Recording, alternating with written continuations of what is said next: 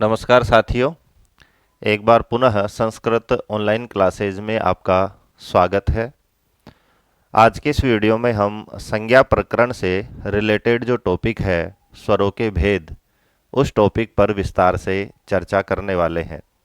इससे पहले हमने वर्ण विचार के अंतर्गत माहेश्वर सूत्रों के अनुसार और महर्षि पाणिनि के अनुसार जो वर्णों की संख्या है, स्वरों की संख्या है, उस पर हम विस्तार से चर्चा कर चुके हैं।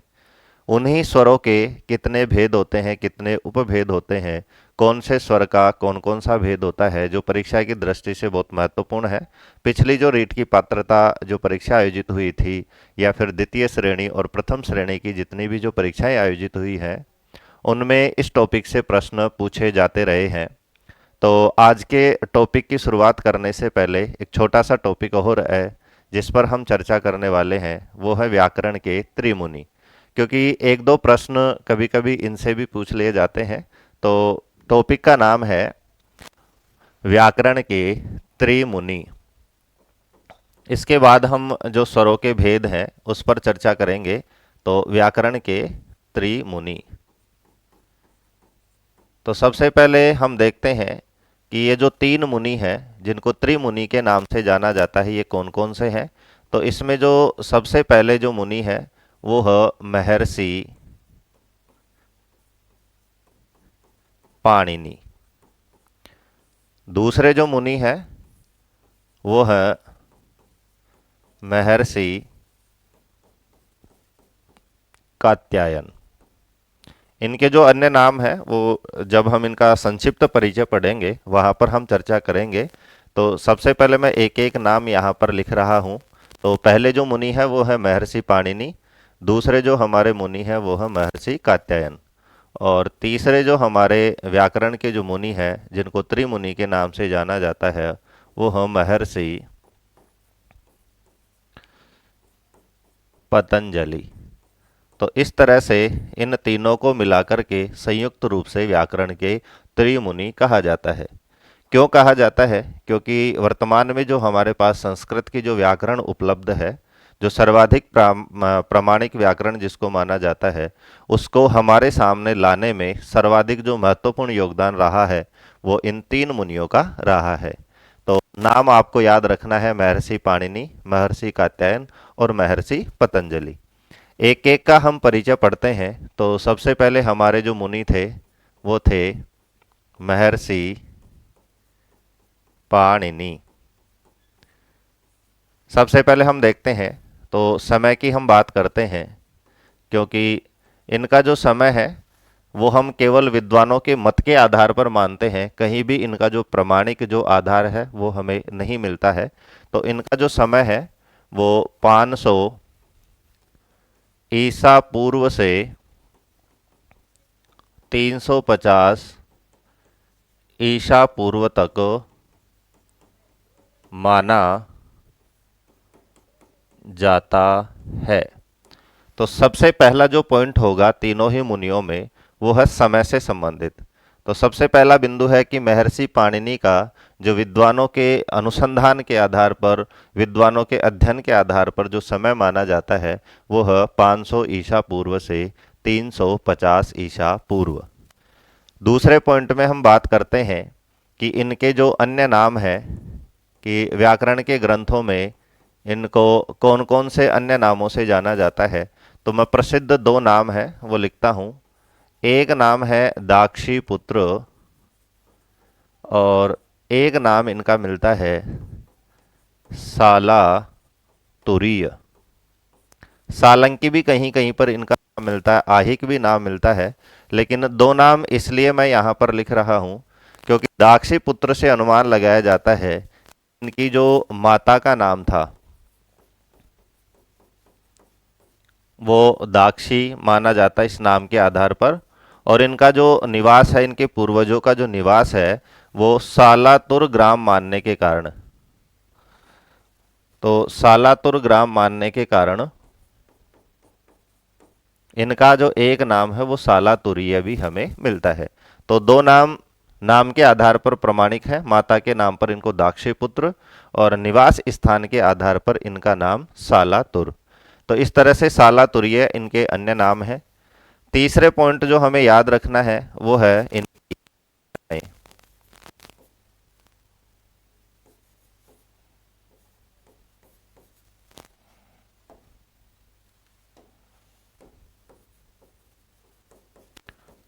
इनकी जो सबसे प्रसिद्ध जो रचना है वह अष्टाध्यायी।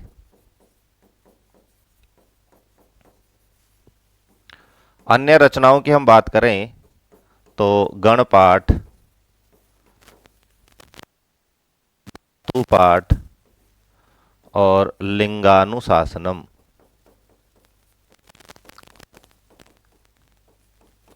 तो कहीं कहीं पर हमें इनकी अन्य रचनाओं का उल्लेख मिलता है। तो इनकी अन्य जो रचनाएं हैं वो है गणपाठ, धातु पाठ और लिंगानुशासनम। इन रचनाओं का केवल हमें नाम याद रखना है। पढ़ने की जो चीज है जहां से हमारे प्रश्न आ सकते हैं वो है अष्टाध्यायी। तो इनकी जो रचनाएं हैं उसमें मैं बता ही चुका हूं कि जो सबसे प्रसिद्ध जो रचना है वो है अष्टाध्यायी। इनकी रचनाओं को, तीनों ही मुनियों की जो रचनाएं हैं उनको तदुक्ति कहा जाता है। क्या कहा जाता है साथियों? तदुक्ति। तो परीक्षा में प्रश्न पूछे कि महर्षि पाणिनि की जो तदुक्ति है, जो रचना है, जो सबसे प्रसिद्ध है, इनके बारे में यदा कदा पूछा जा सकता है, लेकिन हमें जो परीक्षा की दृष्टि से जो याद रखना है वो नाम है अष्टाध्यायी। अष्टाध्यायी का एक दूसरा नाम है पाणिनीयाष्टकम। दोनों ही शब्दों में अष्टक शब्द है। पाणिनि की रचना है इसलिए पाणिनीय है, और अष्टकम यहाँ भी अष्टाध्यायी। तो अष्टानाम अध्यायानाम समाहारः इति अष्टाध्यायी। कि ये जो ग्रंथ है इसमें अध्यायों की हम बात करें तो इनमें अध्याय हैं 8। एक अन्य नाम और मिलता है इसका, शब्दानु शासनम, क्योंकि यहाँ पर शब्दों का अनुशासन किया गया है। तो यहाँ पर इनकी जो प्रसिद्ध रचना, उसके 3 नाम हमें याद रखना है, अष्टाध्यायी, पाणिनीयाष्टकम और शब्दानुशासनम। अध्यायों की हम बात कर रहे थे तो अष्टाध्यायी में नाम से ही यहाँ पर हमारे सामने क्लियर हो रहा है कि इसमें कितने अध्याय हैं? 8। प्रत्येक अध्याय की हम बात करें तो प्रत्येक अध्याय में 4 पाद हैं। तो प्रत्येक अध्याय में 4 पाद हैं। तो इस तरह से हम 8 अध्यायों की बात करें तो कुल मिलाकर अष्टाध्यायी में पादों की बात करें तो यहाँ पर पाद निकल कर आते हैं 32। तो यहाँ पर नेक्स्ट हमारा जो पॉइंट है वो है कि अष्टाध्यायी में कितने अध्याय हैं? 8 अध्याय हैं। अष्टाध्यायी में कितने पाद हैं? तो 32 पाद हैं। अष्टाध्यायी के प्रत्येक अध्याय में कितने पाद हैं? तो अष्टाध्यायी के प्रत्येक अध्याय में 4 पाद यहाँ पर माने जाते हैं। इन अध्यायों को भी 2 भागों में बांटा गया है। तो इस तरह से हम देखते हैं कि एक अध्याय में 4 हैं तो 7 में होंगे 28। तो 7 अध्याय कंप्लीट, और जो 8वें अध्याय का एक पाद है, इस तरह से 29 जो प्रारंभिक जो पाद हैं इनको सपाद सप्ताध्यायी कहा जाता है। ये पॉइंट इसलिए हमें याद रखना है क्योंकि कहीं कहीं पर हमें एक सूत्र मिलता है पूर्वत्रा सिद्धम। पूर्वत्रा सिद्धम। तो कहीं पर क्या होता है कि कहीं पर हमें विरोधाभास देखने को मिलता है, कहीं कहीं पर 2 सूत्र काम करते हैं। तो उन सूत्रों में कौन सा सूत्र ज़्यादा प्रमाणिक मानना है और किस सूत्र को हमें काम में लेना है, तो वहाँ पर ये सूत्र हमारी बात को क्लियर करता है कि पूर्वत्रा सिद्धम। तो इस तरह से हम 7.25 अध्याय यदि निकाल लेते हैं तो हमारे पास शेष अध्याय बचते हैं 3। तो इन 3 अध्यायों के प्रति प्रारंभ के जो 7.25 अध्याय हैं वो ज्यादा प्रमाणिक माने जाते हैं। कौन से सूत्र से, कौन से नियम से? पूर्वत्रा सिद्धम। कि कहीं पर यदि दोनों सूत्र काम कर रहे हैं तो हमें इन 3 अध्यायों के अंतर्गत आने वाले सूत्रों को प्रमाणिक नहीं मानना है, सिद्ध नहीं मानना है। जो 7.25 जो अध्याय हैं इनको हमें प्रमाणिक मानना है। तो इस तरह से महर्षि पाणिनि के बारे में प्रमुख प्रमुख जो पॉइंट थे, समय इसमें आ गया है, माता का नाम और गांव के नाम के आधार पर इनका जो नामकरण है वो आ गया है। इनकी जो प्रसिद्ध रचना है अष्टाध्यायी, जिसके अन्य नाम यहाँ पर मैंने लिखे हैं, अन्य रचनाएं हैं, वो सारी चीज़ें यहाँ पर मैंने लिखी है। उसके बाद में बात आती है कि अष्टाध्यायी में जो सूत्र है इसकी जो संख्या है वो कितनी है। तो अष्टाध्यायी में सूत्रों की बात करें तो माहेश्वर सूत्रों को मिलाकर के लगभग 3995 सूत्र अष्टाध्यायी में हमें देखने को मिलते हैं। कहीं कहीं पर इनके गुरु का नाम भी मिलता है, तो इनके गुरु का नाम हमें याद रखना है। तो इनके गुरु का नाम था उपवर्ष। तो महर्षि पाणिनि के परिचय में जो जो बिंदु हमें याद रखना है वो यही है कि गुरु का नाम क्या था, माता का नाम क्या है, इसकी जो प्रसिद्ध रचना है, अन्य रचनाएं हैं कौन सी है, और अष्टाध्यायी के अन्य नाम क्या है, सारी चीज़ें यहाँ पर हम डिस्कस कर चुके हैं। अब हम देखते हैं हमारे दूसरे जो मुनि थे वो थे महर्षि कात्यायन। अन्य नामों की हम बात करें तो उससे पहले पहला पॉइंट जैसे हमने पाणिनि का देखा था, तो समय है 300 ईसा पूर्व। तो साथियों पिछले हमने जो महर्षि पाणिनि का समय देखा था 500 ईसा पूर्व से 350 ईसा पूर्व, तो कहीं कहीं पर इनको सहपाठी भी माना जाता है कि ये एक ही विश्वविद्यालय में पढ़े हुए थे जो नालंदा विश्वविद्यालय है। तो इस तरह से हम देखते हैं कि 350 ईसा पूर्व मिलता जुलता समय है।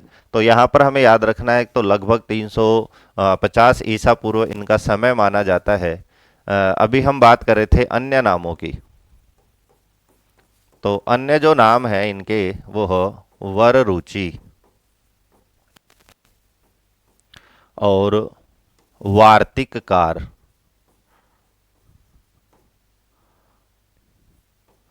वार्तिककार क्यों कहा जाता है? क्योंकि जो सूत्र इन्होंने लिखे हैं उनको संस्कृत व्याकरण में वार्तिक कहा जाता है। तो यहाँ पर तीन नाम हमें देखने को मिलते हैं। एक नाम है कात्यायन, दूसरा नाम है वररुचि और तीसरा नाम है वो है वार्तिककार। वार्तिकों की बात करें तो इन्होंने लगभग 4000 वार्तिक लिखे हैं। और ये जो वार्तिक लिखे हैं किस पर लिखे हैं? तो महर्षि पाणिनि के व्याकरण के जो सूत्र हैं उन पर इन्होंने ये वार्तिक लिखे हैं। वर्तमान में हमें जो इनके जो वार्तिक मिलते हैं उनकी जो संख्या है वो है 836। तो वर्तमान में कहाँ मिलते हैं? सिद्धांत कौमुदी में।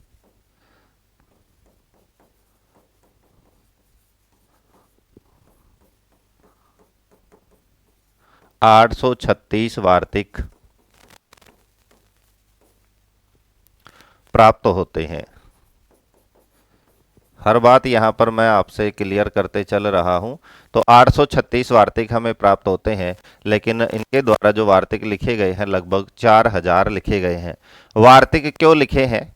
तो वार्तिक लिखने का जो रीजन था, जो कारण था, वो ये माना जाता है कि महर्षि पाणिनि ने यदा कदा कोई कमी छोड़ दी है या फिर समझने में किसी सूत्र को हमें दिक्कत आ रही है तो उस बात को और आसान करने के लिए या फिर अन्य शब्दों का अनुशासन करने के लिए इन्होंने वार्तिक लिखे हैं। तो पाणिनि ही जो वार्तिक लिखने का जो आधार है वो पाणिनि व्याकरण को ही इन्होंने रखा है। तो इस बात को समझाने के लिए मैं एक यहाँ पर आपके लिए एक एग्जाम्पल लेकर आया हूँ। एक व्याकरण में एक सूत्र आता है अयादि संधि के अंतर्गत, तो पाणिनि के द्वारा लिखे गए उनको सूत्र कहते हैं। तो वो सूत्र है वांतो यी प्रत्यये। तो इस उदाहरण से मैं आपको वार्तिक लिखने की जो आवश्यकता है वो यहाँ पर क्लियर होगी कि वार्तिक लिखने की आवश्यकता हमें क्यों पड़ी।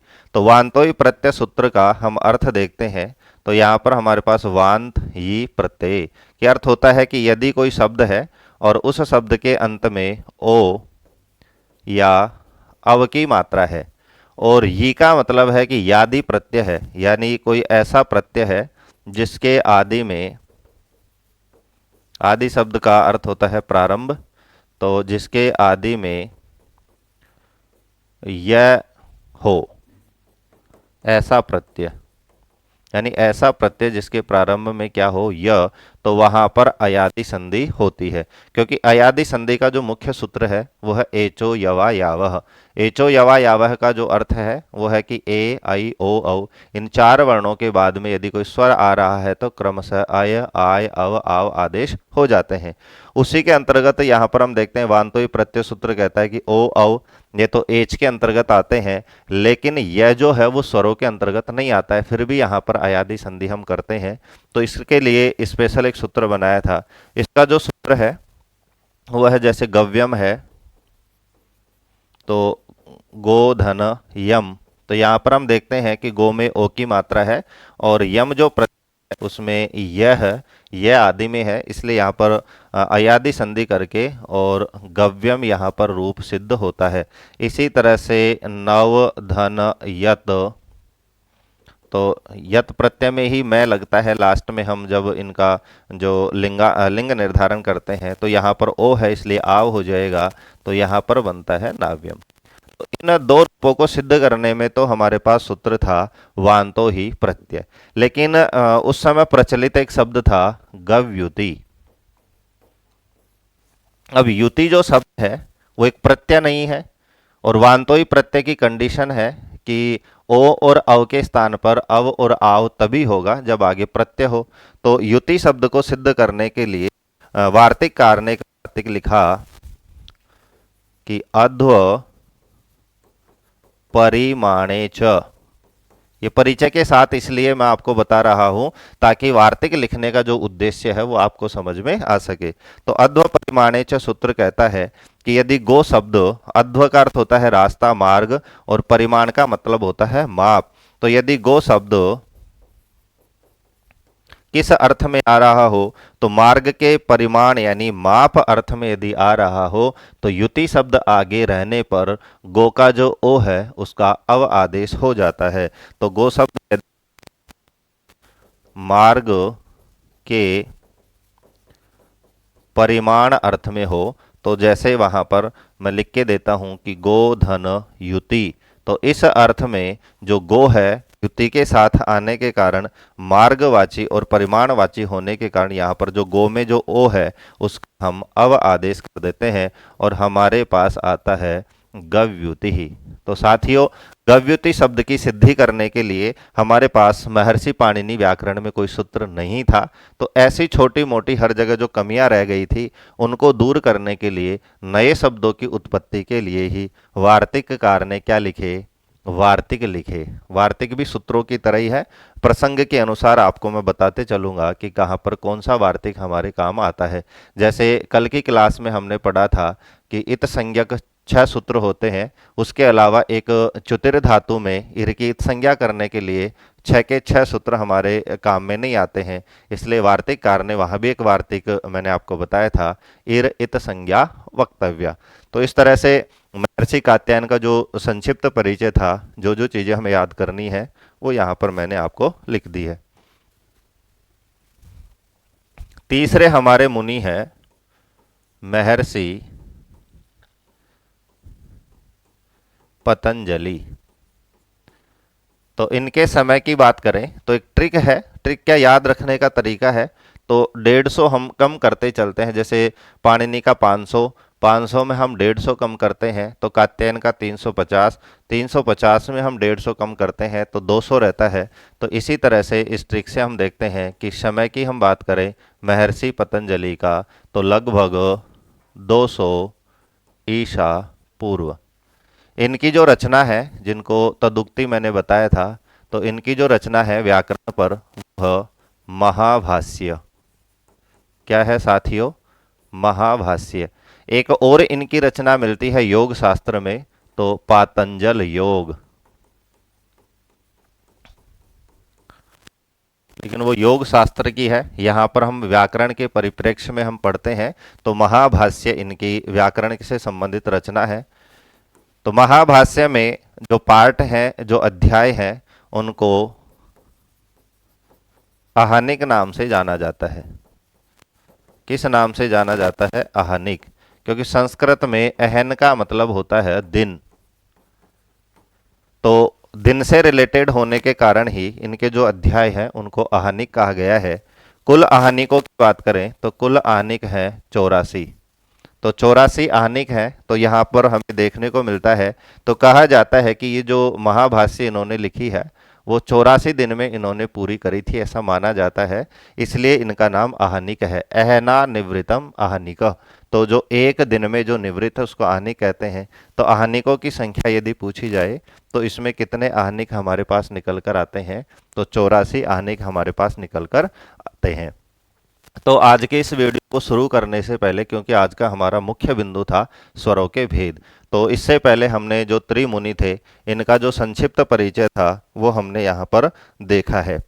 दूसरी बात एक और हमें याद रखनी है कि तीनों में जो सबसे प्रामाणिक जो ग्रंथ है व्याकरण का, सूत्रों में, वार्तिकों में और महाभाष्य में, तो सबसे प्रामाणिक ग्रंथ है वो महाभाष्य है। क्योंकि हमें एक सूत्र मिलता है यथोत्तरम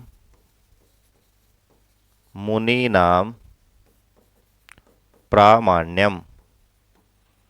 यथोत्तरम यानी बाद के जो मुनि है, उत्तरोत्तर उनका जो प्रमाण है वो ज्यादा प्रामाणिक माना जाता है। तो पाणिनि के बाद में वार्तिककार हुए तो उनका मत प्रामाणिक, और वार्तिककार के लास्ट में हुए महर्षि पतंजलि, तो उनका जो मत है वो ज्यादा प्रामाणिक माना जाता है। अब हम शुरू करते हैं आज के पॉइंट की। ये सारी चीजें आप नोट कर लेना, क्योंकि पिछले प्रश्न पत्र आप उठा के देखेंगे तो इनसे एक दो प्रश्न आपको मिलते हैं, इसीलिए मैंने इस टॉपिक को भी लेना यहाँ पर उचित समझा है। हम बात करते हैं स्वरों के भेद।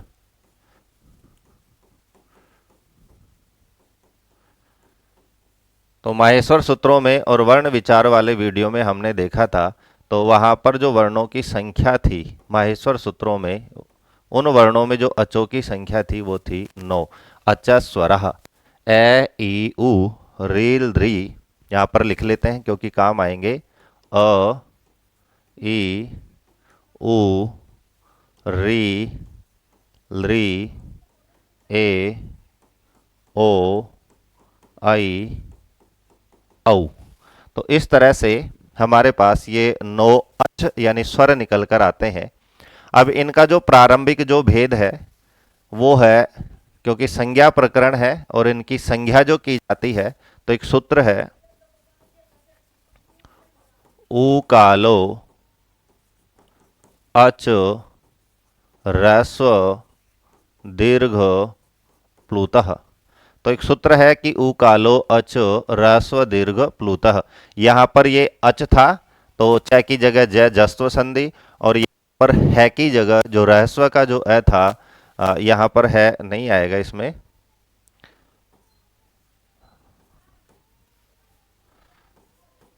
तो ह्रस्व दीर्घ प्लुतः। तो यहाँ पर पहला जो स्वरों का भेद है वो है ह्रस्व दीर्घ प्लुत।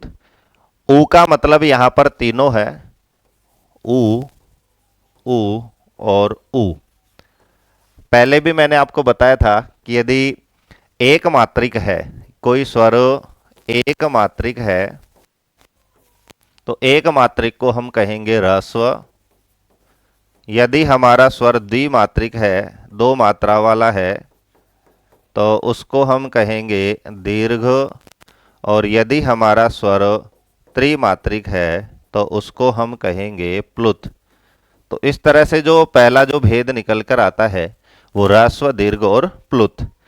त्रिमात्रिक को प्रदर्शित करने के लिए हम 3 नंबर यहाँ पर लगाते हैं। तो इस तरह से पहला जो भेद है ह्रस्व दीर्घ प्लुत। तो यहाँ पर हम देख लेते हैं, लास्ट में मैं चार्ट बनाकर भी आपको क्लियर करता हूँ कि ये जो तीनों भेद है वो किस किस के हैं। तो यहाँ से हम शुरू करते हैं अ, ई, उ और री। इन 4 जो प्रारंभिक वर्ण हैं, इन चारों की ये तीनों भेद होते हैं। ह्रस्व भी होता है, दीर्घ भी होता है और प्लुत भी होता है। ई का भी ह्रस्व दीर्घ प्लुत होता है, उ का भी ह्रस्व दीर्घ प्लुत होता है, और री का भी ह्रस्व दीर्घ प्लुत होता है। अगला जो हमारा जो वर्ण आता है, स्वर आता है, वो है री। री में यहाँ पर हमने देखा था कि री का जो दीर्घ भेद नहीं माना जाता है, तो ह्रस्व और प्लुत भेद से हम माने तो इसके हमारे पास 2 भेद रहते हैं। और ए ओ आई औ इनका ह्रस्व अभाव होने के कारण दीर्घ और प्लुत होता है, तो इनके भी हमारे पास 2-2 भेद निकल कर आते हैं। तो स्वरों का जो पहला भेद है वो है ह्रस्व दीर्घ और प्लुत। दूसरे भेद की बात करते हैं, तो ये जो तीनों ही जो भेद हैं इनके तीन तीन भेद होते हैं, और वो तीन तीन भेद होते हैं उदात्त, अनुदात्त, स्वरित। तो तीनों के सूत्र हैं। सबसे पहले उदात्त का हम सूत्र देखते हैं। तो उच्च ही, कि तालु आदि जो समान स्थान है, तालु आदि जो समान स्थान है, उच्चारण स्थान है, उनसे निष्पन्न जो अच है, उन्हें उदात्त कहते हैं, या उनकी उदात्त संज्ञा होती है। दूसरा सूत्र आता है निश्चयी रनुदातः।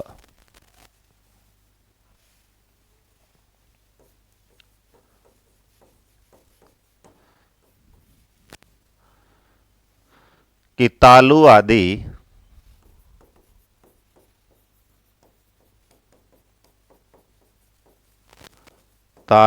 आदि समान स्थानों के निचले भाग से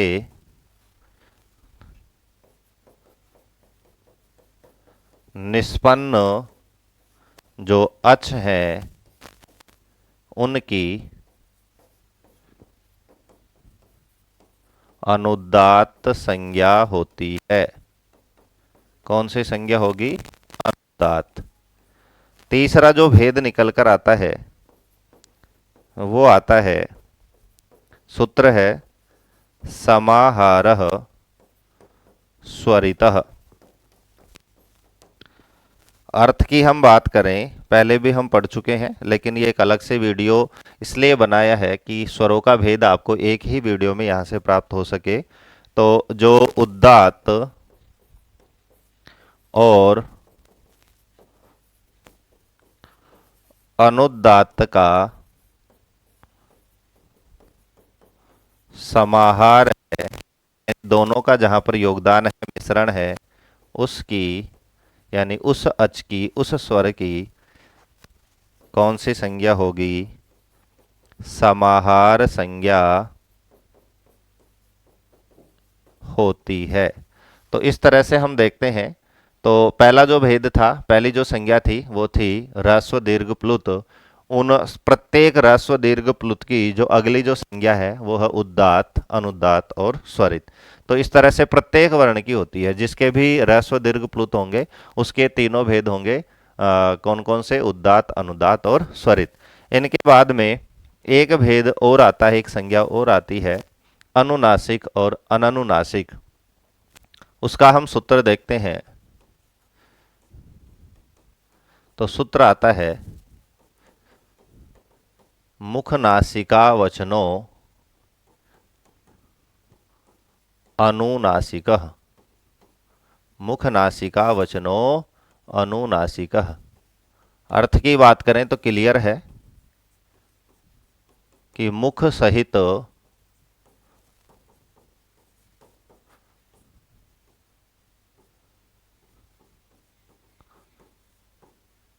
नासिका से उच्चार्यमाण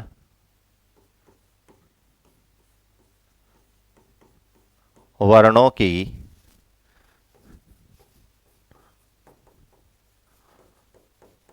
अनुनासिक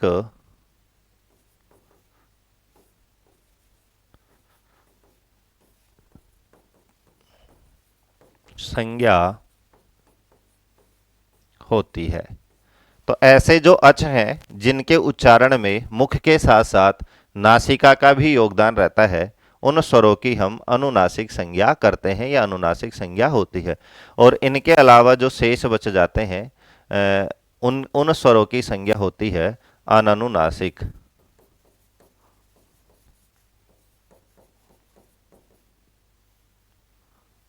तो इस तरह से प्रत्येक जो तीन भेद थे, उदात्त, अनुदात्त, स्वरित, उन तीनों भेदों के पुनः दो दो भेद हैं। कौन कौन से? अनुनासिक और अननुनासिक। ये हमारा प्रत्येक जो संज्ञा थी, ह्रस्व संज्ञा, दीर्घ संज्ञा, प्लुत संज्ञा, उदात्त संज्ञा, अनुदात्त संज्ञा, स्वरित संज्ञा और अनुनासिक संज्ञा, उनके मैंने आपको सूत्र बताए हैं ताकि सूत्र भी आपको याद रह सके और उनका अर्थ भी मैंने यहाँ पर आपको बताया है। अब हम बात करते हैं कि जो 9 हमारे पास जो वर्ण हैं, अच हैं, उनके कौन कौन से भेद होते हैं, कौन से स्वर का कौन सा नहीं होता है, जो परीक्षा के लिए महत्वपूर्ण, उसका हम एक चार्ट बनाते हैं। तो चलते हैं हम चार्ट की तरफ। तो सबसे पहला हमारा भेद था ह्रस्व, दूसरा हमारा जो संज्ञा थी वो थी दीर्घ और तीसरी हमारी संज्ञा थी प्लुत।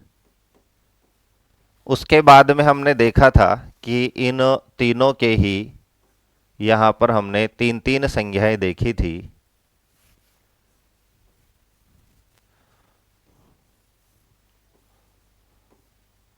उनके मैं नाम लिखता हूं। जैसे हमने देखा था उदात्त, अनुदात्त और स्वरित। इसी तरह से दीर्घ के भी हमने तीनों देखे थे, उदात्त, अनुदात्त और स्वरित। प्लुत के भी हम तीनों भेद देखते हैं, तो उदात्त, अनुदात्त और स्वरित। तो इस तरह से ह्रस्व, दीर्घ और प्लुत जो है, इन तीनों के तीन तीन भेद हम करते हैं, तीन तीन संज्ञा हम करते हैं, उदात्त, अनुदात्त, स्वरित, उदात्त, अनुदात्त, स्वरित। पुनः हमने देखा था कि उदात्त, अनुदात्त, स्वरित, इन तीनों की ही दो दो संज्ञा हमारे पास प्राप्त होती है।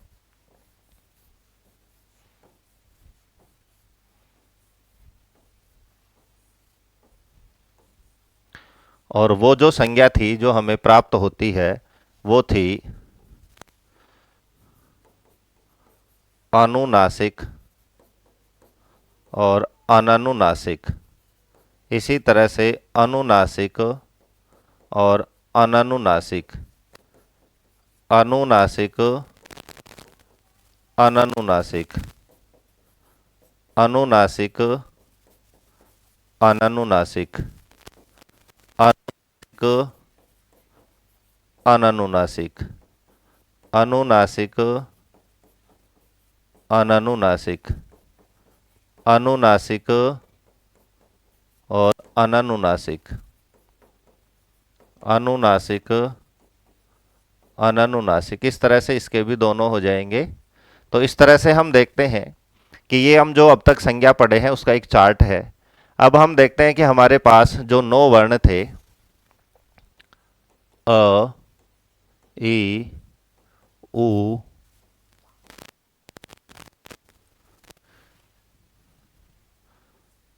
री, ली, ए, ओ, आई और औ। हमारे पास ये जो 9 अच थे, स्वर थे। तो सबसे पहला हम अच ग्रहण करते हैं अ। वीडियो स्लो है लेकिन समझाने का पूरा सरल से सरल तरीके से मैं प्रयास करता हूँ। बुक्स में आपको सारी चीज़ें मिलेंगी, चार्ट भी मिलेगा, लेकिन किस तरह से होते हैं। तो हमने देखा कि प्रारंभ के जो 4 वर्ण थे, अ, ई, उ और री, इनका ह्रस्व भी होता है, दीर्घ भी होता है और प्लुत भी होता है। तो इन चारों वर्णों का हम देखते हैं। तो लास्ट में यहाँ तक हम पहुँचते हैं तो ए का ह्रस्व होगा, फिर इनके उदात्त, अनुदात्त, स्वरित होंगे, फिर ए का अनुनासिक, अननुनासिक, अनुनासिक, अननुनासिक, अनुनासिक, अननुनासिक। इस तरह से हम देखते हैं। तो प्रत्येक के हमारे पास भेद निकल कर आते हैं, 1, 2, 3, 4, 5, 6, 7, 8, 9, 10। तो इस तरह से हम देखते हैं कि जब हम इनको गिनते हैं तो हमारे पास कुल मिलाकर संख्या आती है 18। क्योंकि ह्रस्व के 3 और फिर 3 के हम देखते हैं तो 6। तो ह्रस्व के 6 भेद, अनुनासिक और अननुनासिक, दीर्घ के 6 भेद, अनुनासिक, अननुनासिक। तो इस तरह से 6, 6 और 6। तो ए, ई, उ और री, इन चारों वर्णों के तीनों भेद होने के कारण हमारे पास जो संख्या निकल कर आती है वो आती है 18। तो बहुत ही महत्वपूर्ण सवाल है, बहुत ही महत्वपूर्ण यहाँ पर प्रश्न है कि अवर्णस्य भेदा कति। तो अवर्ण के कितने भेद हैं? अष्टादश यानी 18। ई के भी हमारे पास भेद निकल कर आते हैं 18, ऊ के भी निकल कर आते हैं 18 और री के भी निकल कर आते हैं 18, क्योंकि इन तीनों के ह्रस्व दीर्घ और प्लुत होता है। अब हम बात करते हैं लृ वर्ण की। तो लृ वर्ण में दीर्घ का अभाव होता है, केवल लृ वर्ण का ह्रस्व और प्लुत होता है। तो इस तरह से हम देखते हैं कि ह्रस्व के 6 भेद और प्लुत के 6 भेद। तो इस तरह से हमारे पास जो संख्या निकल कर आती है वो आती है 12। तो लृ वर्ण के जो भेद हैं उनके कितने भेद हैं? 12। तो लृ वर्ण की संख्या यदि पूछी जाए, भेद यदि पूछे जाए, तो द्वादश हमें वहां पर लिखना है 12। अब हम बात करते हैं हमारे अंतिम जो 4 जो स्वर बच गए, ए ओ ऐ औ, इनमें किसका अभाव रहता है? इनमें ह्रस्व का अभाव रहता है। तो इनके केवल 2 भेद हमारे सामने आते हैं, दीर्घ और प्लुत। तो इनके भी हम बात करें तो इनके भी हमारे पास जो भेद निकल कर आते हैं वो आते हैं 12। कौन कौन से वर्ण के? ए ओ आई और औ। तो इस तरह से हम देखते हैं कि ए ई उ री, इनके हमारे पास 18 भेद हमें याद रखना है। लृ का हमें 12 भेद याद रखना है, क्योंकि लृ में किसका अभाव रहता है? दीर्घ का अभाव रहता है। ए ओ ऐ औ, इनके भी हमें 12 भेद याद रखना है, क्योंकि इनमें किसका अभाव रहता है? ह्रस्व का अभाव रहता है। भेद हमें याद करना पड़े तो यहाँ पर हम देखेंगे कि प्लुत के पहले 3 भेद, उदात्त अनुदात्त स्वरित, और फिर उदात्त के 2, अनुदात्त के 2, स्वरित के 2। तो इस तरह से प्लुत के 6 भेद। उसी तरह से दीर्घ का भी सेम यहाँ पर विभाजन किया गया है, ह्रस्व का भी यहाँ पर समान विभाजन किया गया है। तो अब तक जो हमें जो निष्कर्ष हमारे सामने निकल कर आता है, जो याद रखना है वो यही रखना है कि जो 18 जो भेद हैं किस किस के हैं? अ, ई, उ और री। 12 भेद हैं, किस किस के हैं? लृ के हैं। इनको अलग अलग इसलिए लिख रहे हैं कि लृ में किसका अभाव है? दीर्घ का अभाव है। ए ओ ऐ औ, इसमें किसका अभाव है? ह्रस्व का अभाव है। देखने को मिलता है रील लृ वर्णयो मिथ सावर्णम वाच्यम। इस सूत्र का जो अर्थ है ये है कि री और लृ को कहीं कहीं पर सवर्ण माना गया है। तो सवर्ण होने के कारण यदि इनका संयुक्त हमें भेद पूछे, संख्या पूछे, तो री के हमारे पास जो संख्या है वो थी 18 और लृ की हमारे पास संख्या थी 12। तो दोनों का योग हम देखें तो यहाँ पर 30 संख्या हमारे पास निकल कर आती है। तो यदि री लृ वर्णयो मिथ सावर्णम वाच्यम सूत्र के अंतर्गत यदि संख्या पूछे, री और लृ की साथ में हमें संख्या बतानी हो, तो हमारा आंसर होगा 30। री की अलग से पूछे तो हमारा आंसर होगा 18 और लृ की अलग से यदि संख्या पूछे तो हमारा आंसर होगा 12। तो आज के वीडियो में मैंने 2 टॉपिकों को बहुत आसान और सरल भाषा में क्लियर करने का प्रयास किया है। और पहला टॉपिक था व्याकरण के त्रिमुनि और उनका संक्षिप्त परिचय।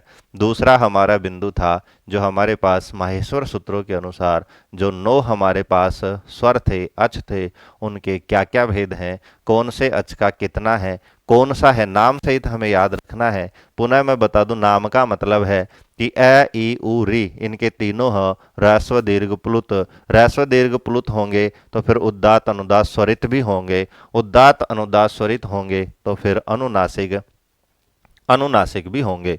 लृ की बात करें, लृ में दीर्घ नहीं होता है तो 6 और 6 12 भेद होंगे। ए ऐ ओ औ में ह्रस्व नहीं होता है तो इनके भी हमारे पास 12 भेद निकल कर आते हैं। तो आज के वीडियो में दोनों टॉपिक आपको कैसे लगे कमेंट करके आप अवश्य बताएं, और ज़्यादा से ज़्यादा मित्रों के साथ जो भी साथी तैयारी कर रहे हैं, चाहे वो रीट परीक्षा की बात हो, चाहे वो सेकंड ग्रेड परीक्षा की बात हो या फिर फर्स्ट ग्रेड परीक्षा की बात हो, सभी के साथ इन वीडियोज़ को शेयर करें ताकि निःशुल्क क्लासेज का फ़ायदा सभी साथियों को मिल सके। मिलते हैं अगले बिंदु के साथ संज्ञा प्रकरण का। साथियों, जब तक के लिए नमस्कार।